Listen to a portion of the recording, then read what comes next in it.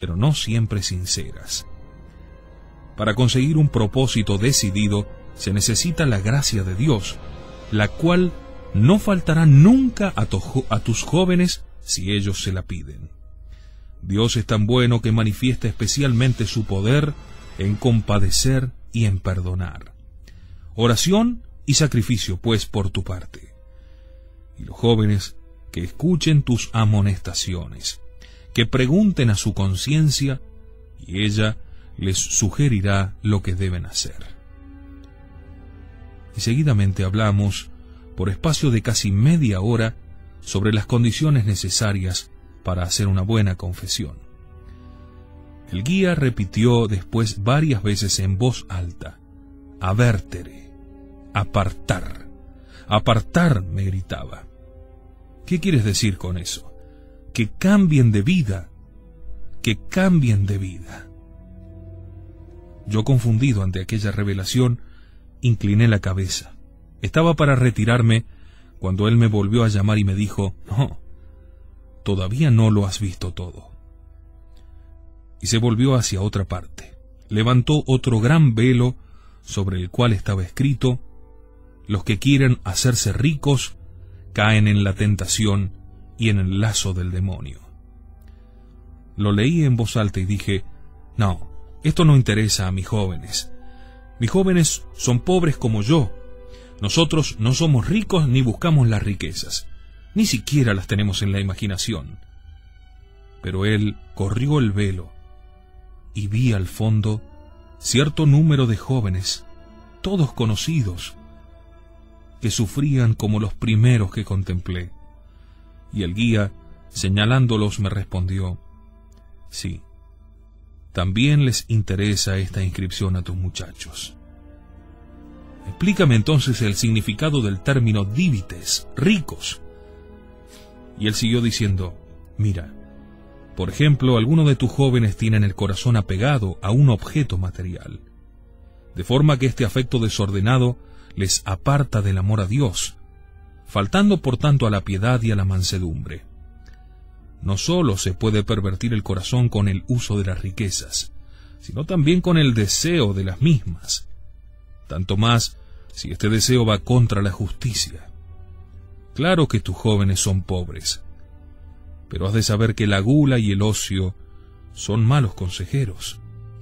Hay algunos que en el propio pueblo se hicieron culpables de hurtos considerables, y a pesar de que pueden hacerlo, no piensan en restituir.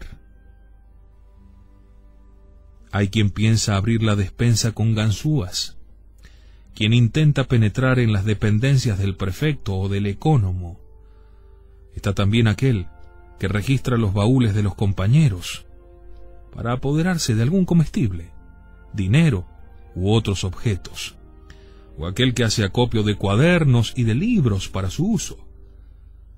Me dijo el nombre de estos y de otros más, y entonces él continuó: algunos se encuentran aquí por haberse apropiado prendas de vestir, ropa blanca, cubrecamas, capas que pertenecían al oratorio, y las enviaron a sus casas.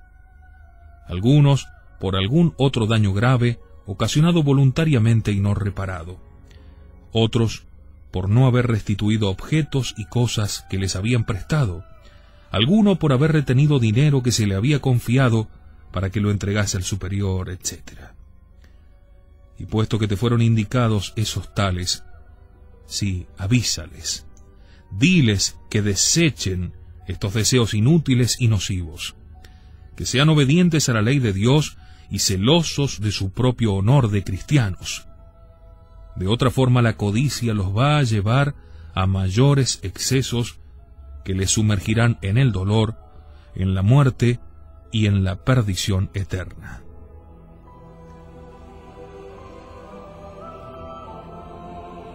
Yo no me explicaba cómo por ciertas cosas a las que nuestros jóvenes daban aparentemente tan poca importancia, tuviesen aparejados castigos tan tremendos.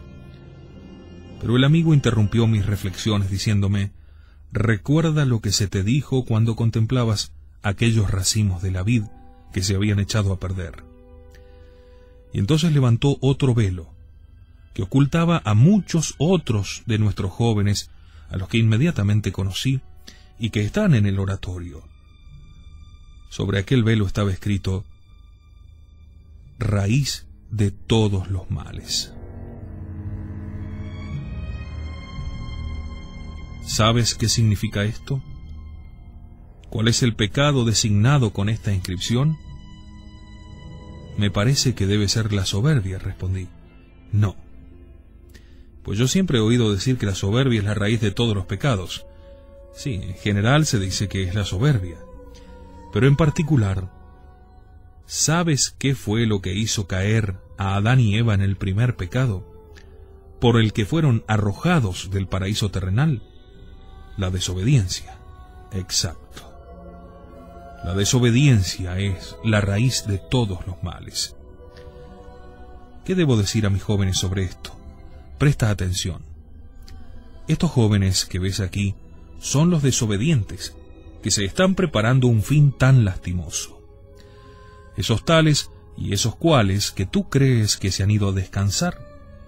En cambio, de noche se bajan a pasear por el patio, sin preocuparse de las prohibiciones del reglamento. Van a lugares peligrosos, suben por los andamios de las obras en construcción, poniendo en peligro incluso su propia vida.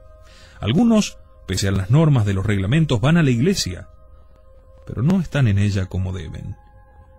En vez de rezar, están pensando en otras cosas y se entretienen en fabricar castillos en el aire. Otros estorban a los demás. Hay algunos que solo le preocupa apoyarse, buscar una posición cómoda para poder dormitar durante el tiempo de las funciones sagradas. Otros, tú crees que van a la iglesia y en cambio no aparecen por allí. Ay del que descuida la oración, don Bosco. El que no reza se condena. Hay aquí algunos que en vez de cantar las divinas alabanzas y el oficio de la Virgen María, se entretienen en leer libros nada piadosos.